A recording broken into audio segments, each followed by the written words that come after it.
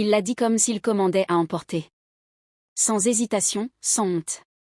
80% pour l'avenir de Rai. 20% pour ton père. C'est aussi simple que ça. La cuisine était silencieuse, à part le tic-tac de l'horloge et le robinet qui goûtait lentement celui que je lui avais demandé de réparer il y a 3 mois. Thomas s'était appuyé sur sa chaise, les mains croisées sur son ventre comme un roi réglant ses dettes.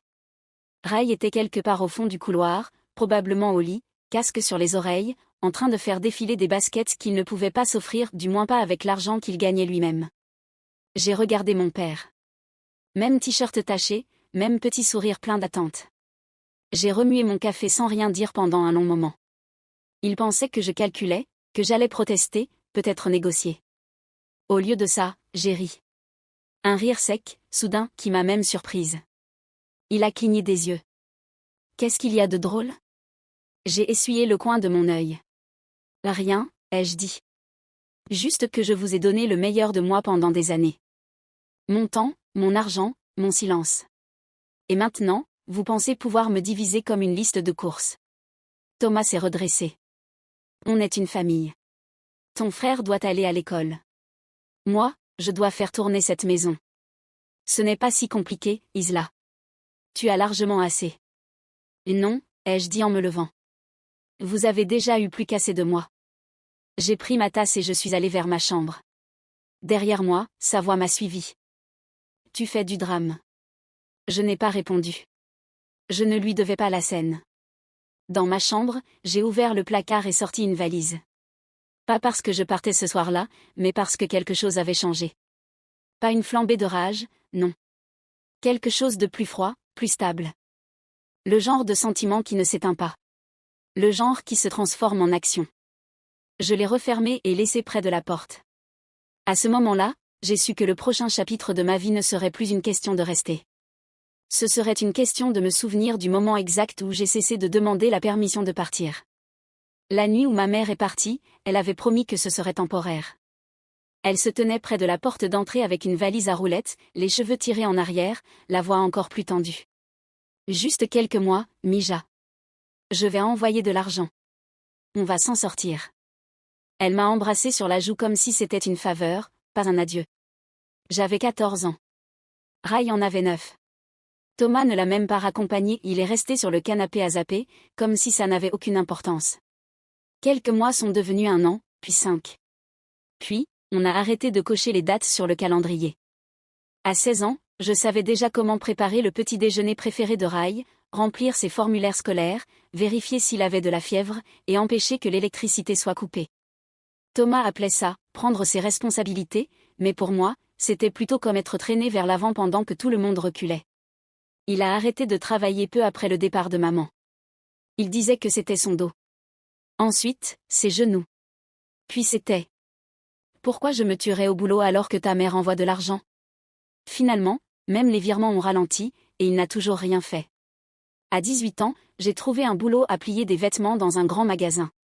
Dès mon premier salaire, Thomas a tendu la main et dit « On est une équipe ici. » Je lui ai donné. Loyer, courses, câbles, bière, peu importe. J'ai tenu la maison debout pendant qu'il restait assis. Rai, c'était le chouchou, le créatif, toujours à vouloir les nouveaux écouteurs, la dernière version du téléphone, des chaussures plus chères que mes heures de travail hebdomadaires. J'ai essayé de demander à Thomas si Rai ne devrait pas contribuer, lui aussi. Il a rigolé en ouvrant une bière. Laisse ton frère vivre. Toi, t'as déjà eu ta chance. Je n'ai jamais su ce qu'il voulait dire par là. Ma chance de quoi? Dormir? Aller à la fac? Être en paix? La maison était petite. Les murs, en papier. J'entendais tout Rai rentrant tard en douce, Thomas parlant de moi comme si j'étais une épouse sévère au lieu de sa fille. Comme si ma rigueur était un défaut plutôt que la seule raison pour laquelle on n'était pas enseveli sous les dettes. Je me souviens d'une fois, debout dans le couloir avec une serviette mouillée dans les mains, à les entendre rire pour une bêtise. Je me sentais comme un fantôme encore chaud, encore debout, mais complètement invisible. Et même là, je restais parce que je pensais que c'était ça, la famille. Tu soutiens le toit, peu importe combien il pèse sur toi. Mais peut-être que je ne le soutenais jamais vraiment. Peut-être que je faisais juste en sorte de rester dessous, en attendant qu'il s'écroule. Cette valise près de la porte, ce n'était plus de la peur. C'était un signal. Et le lendemain, j'ai entendu quelque chose qui a rendu ma décision encore plus claire. Je n'avais jamais eu l'intention de rester aussi longtemps à ce travail. Au départ, c'était juste une porte de sortie de n'importe laquelle. Assistante en inventaire dans une entreprise de logistique alimentaire. J'arrivais tôt, je partais tard, je disais merci plus souvent que nécessaire. 5 ans plus tard, j'étais responsable logistique, puis superviseur. À la 7e année, je gérais les expéditions régionales et des gens qui m'appelaient autrefois « la gamine ». Les augmentations arrivaient doucement, régulièrement. Rien de tape à accent grave l'œil, rien de bruyant, mais l'argent s'accumulait. Et pourtant, je n'en ai jamais parlé à la maison. Chaque jour de paie, je retirais la même somme que celle que je gagnais à 19 ans. Je la donnais à Thomas dans une enveloppe blanche et le laissais croire que c'était tout. Parfois, il hochait la tête, grognait un merci s'il était de bonne humeur. Ray n'a jamais demandé où je travaillais. Je ne pense même pas qu'il connaisse le nom de l'entreprise. J'ai ouvert un compte épargne séparé, dans une autre banque, avec un autre identifiant que Thomas ne pourrait jamais deviner. Au début, c'était quelques centaines, puis quelques milliers. Je regardais les chiffres monter comme certains regardent la marée. À la maison, rien n'avait changé. Même carrelage fendu, même canapé d'occasion, même promesse vide. J'avais commencé à utiliser des mots comme « heure sup » ou « baisse d'heure » quand j'avais besoin d'espace, et il ne posait jamais de questions. Peut-être qu'il s'en fichait tout simplement. Je déjeunais seul la plupart du temps, mais un jour, lors d'une rare pause, je suis tombée sur Amara DRH.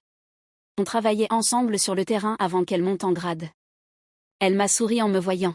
« Tu survis toujours », plaisanta-t-elle. Plus ou moins. Elle s'est penchée, plus sérieuse. « T'as toujours eu la tête sur les épaules. Mais ma fille, tu portes ta famille comme une croix. » Je n'ai pas répondu, j'ai juste mâché plus lentement. Elle m'a regardé un instant. Puis, tu sais, l'amour n'est pas censé ressembler à de la servitude. J'ai ri, parce que c'est ce que je fais quand quelque chose me touche trop profondément. Mais ces mots sont restés avec moi sur le trajet du retour, pendant que je pliais le linge, pendant que je faisais semblant de ne pas entendre Ray à travers le mur me demander encore $40 pour quelque chose de « super important ». Ce soir-là, j'ai transféré plus d'argent sur le compte d'épargne. Ce n'était plus juste de l'argent que je collectionnais. C'était des options. Et quelques semaines plus tard, quand j'ai accidentellement laissé un papier sur mon bureau, ces options allaient être dévoilées plus vite que je ne l'aurais voulu. C'était une erreur, une petite une que je ne fais jamais d'habitude. J'avais imprimé une fiche de paie récente pour une vérification bancaire, et au lieu de la ranger dans le dossier habituel sous mon matelas, je l'avais laissée sur mon bureau. Je m'étais dit que je la classerais le soir même, mais je suis rentrée tard, j'ai balancé mon sac sur le lit, et j'ai oublié. Le lendemain, Ray m'attendait dans le couloir, les bras croisés, le visage rougi par un mélange de colère et d'incrédulité. « C'est ça qu'il te paie ?» dit-il en agitant le papier comme si c'était une preuve de trahison. Je n'ai pas répondu. Il savait déjà. « Donc t'as amassé de l'argent pendant qu'on galérait ?» Sa voix se brisait, comme s'il ne savait pas s'il voulait pleurer ou hurler. Je suis passée devant lui. « Ça ne te regarde pas. » Il m'a suivi. « Tu vis ici, non ? Tu manges notre bouffe, tu t'assois sur notre canapé, et t'étais assise sur du fric. » Avant que je puisse répondre, Thomas était déjà assis à la table de la cuisine, lisant la fiche de paie lui-même. Ses yeux se sont plissés. « C'est vrai ?» demanda-t-il. J'ai hoché la tête. Il a frappé la table du plat de la main. « Espèce d'égoïste. Ray veut aller à la fac. Moi, je dois faire tourner cette maison. Et toi, t'empiles du fric en faisant semblant qu'on est à sec. Vous n'avez jamais demandé, ai-je dit calmement. Vous avez juste supposé que je resterais pauvre pour vous arranger. » Thomas s'est levé, la poitrine gonflée comme si ça voulait encore dire quelque chose. « Bon, ça va changer. À partir de maintenant, 80% de ça va à Ray. Il a des rêves, un avenir. Et les 20% restants, je les ai mérités pour avoir tenu cette famille. » Le silence dans la pièce était lourd, comme un couvercle qui se referme sur quelque chose de brûlant. J'ai regardé Ray. Il n'a pas bronché. Il avait même l'air fier. C'est là que c'est arrivé. Pas de la colère, pas de la peur, juste du calme, comme une horloge qui s'arrête. Quelque chose en moi s'est tu.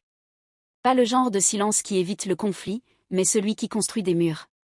Je n'ai pas discuté, je n'ai pas crié.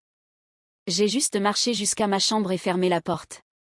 S'ils pensaient que l'argent était un moyen de contrôle, ils allaient bientôt découvrir ce qui se passe quand celle qui tient le toit décide de lâcher prise. Le lendemain matin, j'ai ouvert le placard et tiré la valise jusqu'au bout. J'ai fait ma valise lentement. Pas parce que j'hésitais, mais parce que je voulais ressentir chaque pli, chaque clic de la fermeture éclair. Je ne faisais pas que remplir un sac. Je revendiquais ce qui m'appartenait, des vêtements achetés en solde, une tasse ébréchée de ma première promotion, un carnet que personne ne savait que je tenais. Je n'ai pas pris grand-chose, juste de quoi vivre. Le reste, je l'ai laissé derrière, des couvertures usées, la culpabilité héritée, les histoires qu'ils racontaient sur celle que j'étais censée être. À minuit, la maison était silencieuse. La porte de rail était fermée. Thomas s'était endormi sur le canapé, la télévision projetant une lumière bleue sur son visage. J'ai glissé les vieilles clés de mon trousseau et les ai posées sur le comptoir de la cuisine. Pas de mots, pas d'adieu. J'étais presque à la porte quand il a bougé. Ses yeux se sont ouverts, puis plissés. « Tu vas où comme ça, bordel ?» Je n'ai pas arrêté de marcher. Il s'est redressé. « Tu abandonnes ta famille. » Encore ce mot. Famille, comme si ça devait m'attacher à eux. J'ai tourné la poignée, puis je l'ai regardé par-dessus mon épaule. Non. Je me libère de l'idée que j'en ai jamais eu une. Il s'est levé, chancelant mais furieux. Tu reviendras en rampant. Ne crois pas qu'on sera là à t'attendre. Je n'ai pas répondu. L'air dehors était frais, pas dramatique. Pas d'orage, pas de sirène, juste le bruit sourd de mes bottes sur l'allée et la nuit qui respirait calmement autour de moi. J'ai conduit jusqu'au petit studio pour lequel j'avais déjà payé le premier et le dernier mois de loyer, un appartement calme dans un coin au-dessus d'une boulangerie fermée. Les escaliers grinçaient, les murs avaient besoin de peinture, mais l'espace était à moi. J'ai posé ma valise, je me suis assise par terre, adossée au mur. Personne ne criait dans la pièce voisine. Personne ne demandait où était l'argent. Juste le silence. Pas celui que je redoutais autrefois, mais celui qui me laissait enfin la place d'entendre mes propres pensées. Le lendemain matin, j'ai acheté un vrai matelas. Rien de luxueux, juste un qui ne s'affaissait pas au milieu. J'ai fait du café dans une cafetière basique et je l'ai bu assise au sol.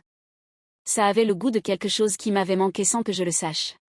Cette nuit-là, pour la première fois depuis des années, j'ai dormi sans me réveiller une seule fois. Et 3 mois plus tard, quand le téléphone a sonné près de minuit, j'ai failli ne pas décrocher. Il était 23h04. Je me brossais les dents, à moitié distraite par une vieille playlist qui tournait dans un haut-parleur au coin de la pièce, quand le téléphone a sonné. Numéro inconnu, mais quelque chose dans le timing m'a dit exactement qui c'était. Je l'ai laissé aller sur la messagerie. Puis il a sonné à nouveau. J'ai décroché au 3e appel. Isla ? La voix de Ray était tendue, désespérée. S'il te plaît, ne raccroche pas. Je n'ai rien dit. On est en train de se faire expulser, lança-t-il d'un trait. L'avis est définitif. Ils viennent lundi. On pensait avoir plus de temps, mais sa voix se brisa.